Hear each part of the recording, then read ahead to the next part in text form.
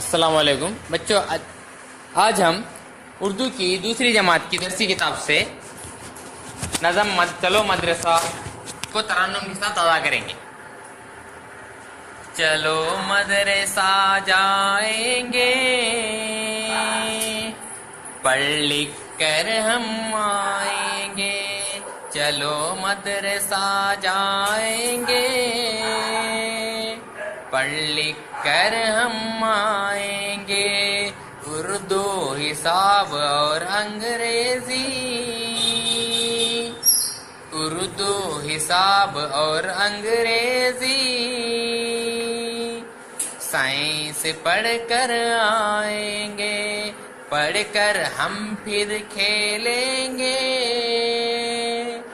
पढ़कर हम फिर खेलेंगे, जग में धूम मचाएंगे। चमकाएंगे अपना कल,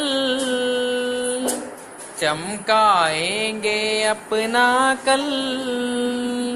आज अगर पढ़ पाएंगे, चलो मदरसा जाएंगे। पढ़ लिख कर हम आएंगे, पढ़ लिख कर हम आएंगे। पढ़ लिख कर हम आएंगे।